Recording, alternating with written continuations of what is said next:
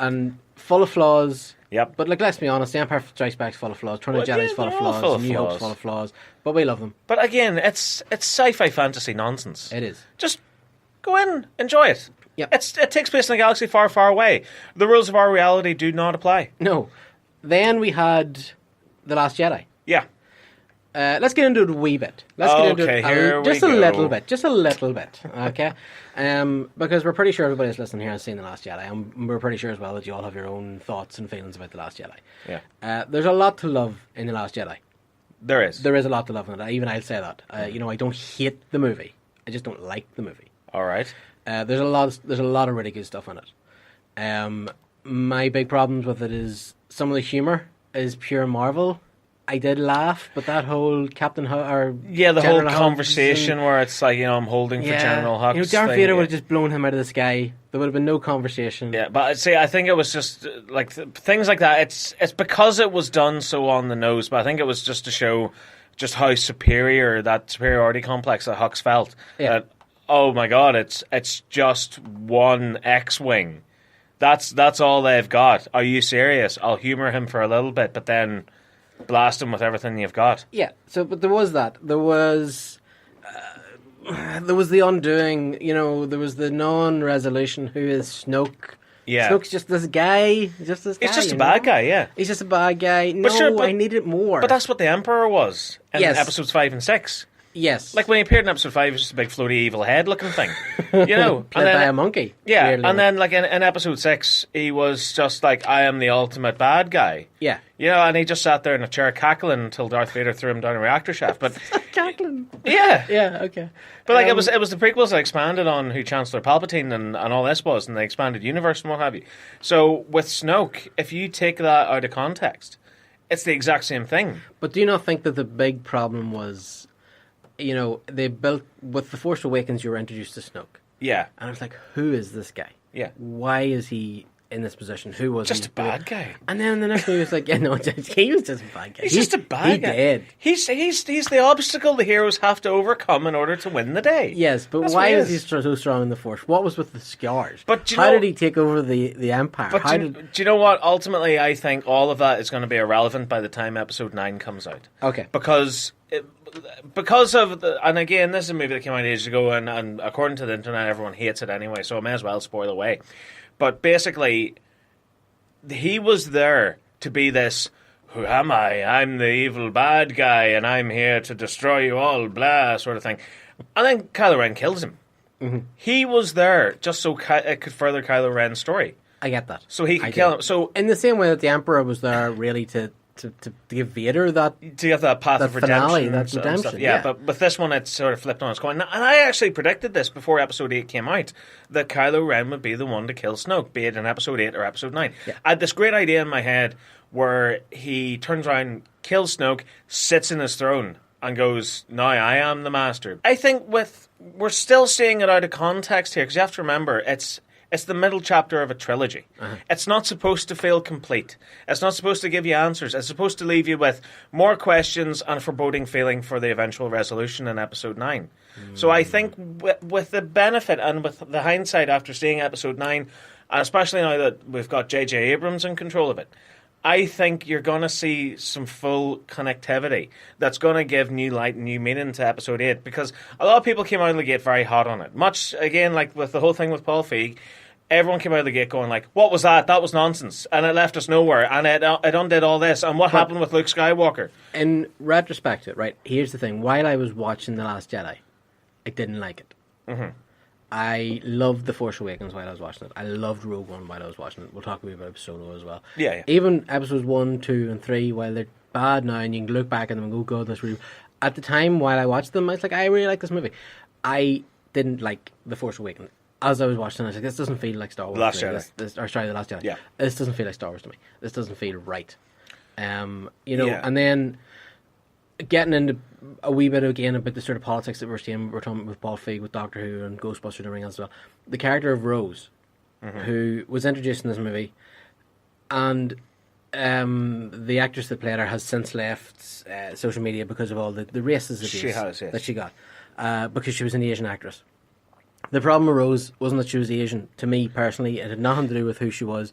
She was just a really badly written character. Yes. And a terrible character. Not only that, but she took part in the least important, I would say, aspect of The Last Jedi. It felt like she was in there. Finn and Rose's storyline could have been cut from that movie completely. It wouldn't have made a difference. And then, and it's not spoilers anymore. There's been it's nearly a year now. It's coming out in 7, 8 months, something like that. Yeah. She has that scene at the end where she saves Finn. Mm-hmm. Which, until that point, really, it was like, why did you do that? Yeah, there was no chemistry there. Yeah, there was nothing. There was no setup to the fact that she felt that way for him. Yeah, and now it's meant to be like this love triangle between Finn, Rose, and Rey. And I was like, what? Hang on, there was nothing. But she killed Finn. To me, if Finn had died in that particular scene, again, if you've seen the movie, he's flying towards the big cannon in his ship that's going to blow the cannon, save the rebellion, or the what do they call it now? The resistance. But she knocks him out of the way while the cannon blows open the door. And I'm like, that's all. And she's like, we have to save the world with love and not fights and stuff.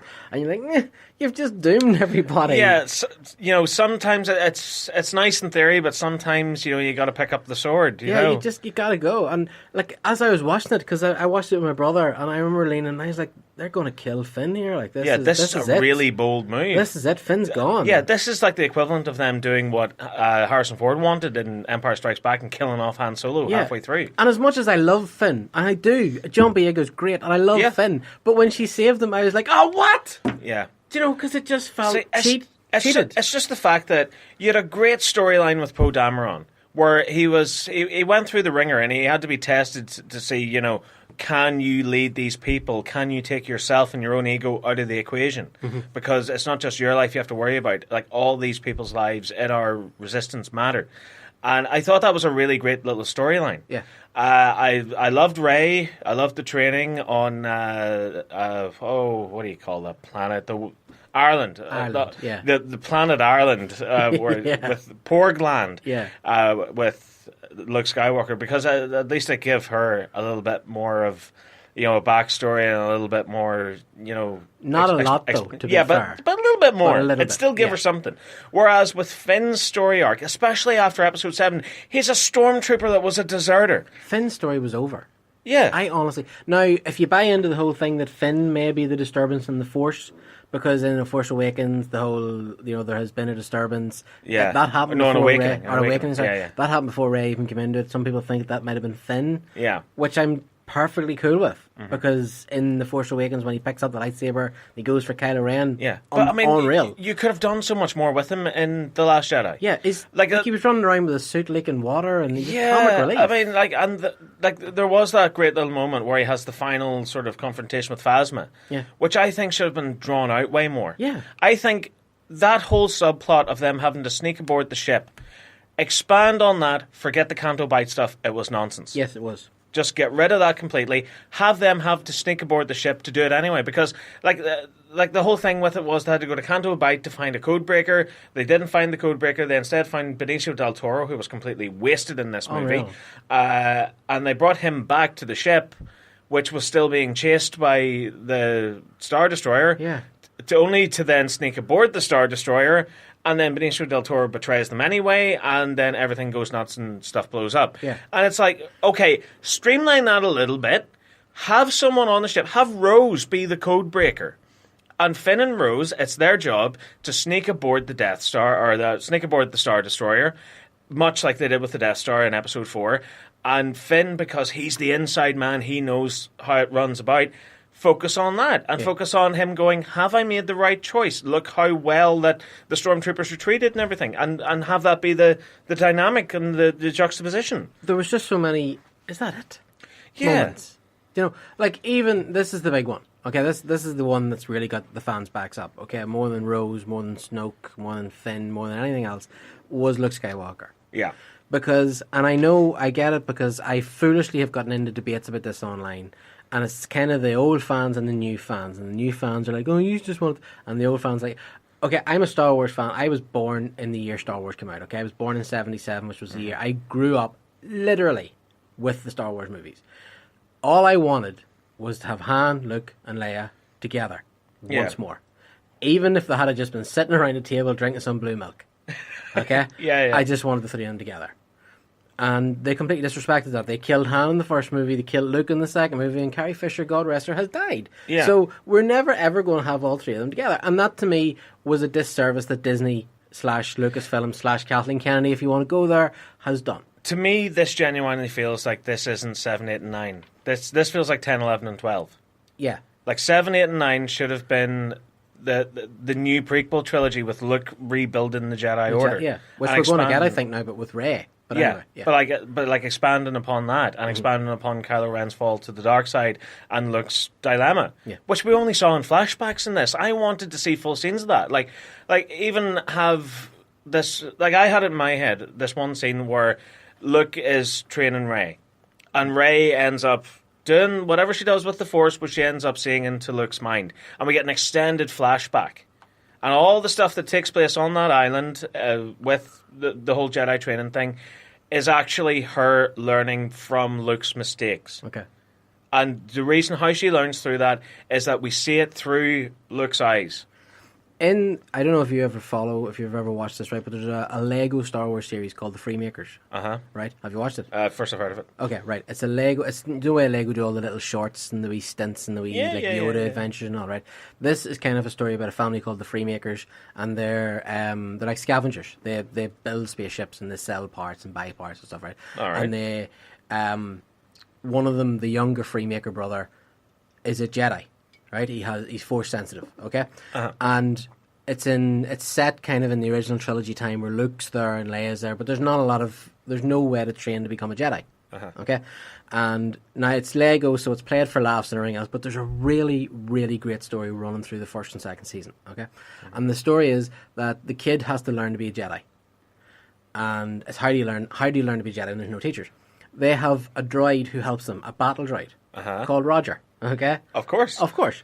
And Roger, he's a good guy now. He's not a battle droid anymore because all that era's gone. And he helps them. And he's got different coloured arms and different coloured legs made from different series of battle droids and stuff. But you find out in the thing that what used to happen was in the old battles, whenever the battle droids were destroyed, they would get rebuilt, put back into new bodies, and sent back out into the battlefield. And it turned out that Roger had been in so many great battles with Jedi that he had recordings of all the Jedi styles and how they fought. Oh my god, that is cool. And that is how he taught the young Freemaker how to be a Jedi. Nice. Which I thought was amazing. Yeah. You know, him and Roger cleared off to a planet. They sat in a cave for months and he just studied how Jedi fought. It showed like battles from Geonosis of Mace Windu, and he showed, and it showed all these, and it was just class. It was just a really smart way of doing it. So I just think that Rey's story could have been fleshed out a hell of a lot more than the way it was. You didn't necessarily need Luke in there to be part of that story. Yeah, and especially like the last thing you want to see is him being this down on his luck, pessimistic, just horrible old man that's sort of given up and telling people to go away and stuff. Like we didn't even see him react to Han's death. Yeah, which was cut, which made no sense. Yeah. But yeah, so that's where I feel with The Last Jedi. As I say, I don't hate it. I just don't love it. Okay, so then talking about connections and loose wires and everything else, then we got Solo. Yeah. Which, to be fair, should have been the worst Star Wars movie. It should have been dire. It should have been awful. Like the amount of stuff that we heard that came out from behind the scenes of this, because it was originally Phil Lord and Chris Miller, the people who were responsible for the Lego movie and the Jumpsuit movies. Yeah. So on paper, they're fantastic. This should be a real fun movie. And then apparently, because of the way that they have their directing style, which is find it in editing, there's a lot of improv. So there's a lot of improv, and it was taking them forever to film scenes and stuff, and they just weren't very practical. So they ended up getting the boot, and Ron Howard was brought in, and he reshot like 70% of the movie. Yeah. So on paper, this should be a disaster movie in the worst possible way. Going into this, I sat down, I watched the movie, I came out of it going, that was fantastic. I really liked it. That was so good. And it had no business of being that good. Yeah. And Alden Ehrenreich, who had the unenviable, if not impossible task of becoming Harrison Ford / Han Solo. Yeah. I thought he did fine. Now, there's a really interesting, have you heard this theory online about how it ties into Rey's parents? All right, far away. Okay, which I think is actually pretty interesting. So let's discuss this a wee bit, because I watched a video on this the other day. Ronald from Box Office Buzz actually shared it with me, and I was like, oh, another fan theory. It makes sense. It makes sense to me. All right. So here's the story. Here's how the story goes. Han and Leia had Ben Solo, who turned out to be Kylo Ren. Okay? Yes. But we know, although we never saw it happen, that at some point after The Force Awakens, before The Force Awakens, Han and Leia break up. Yeah. This theory is that after they break up, Han clearly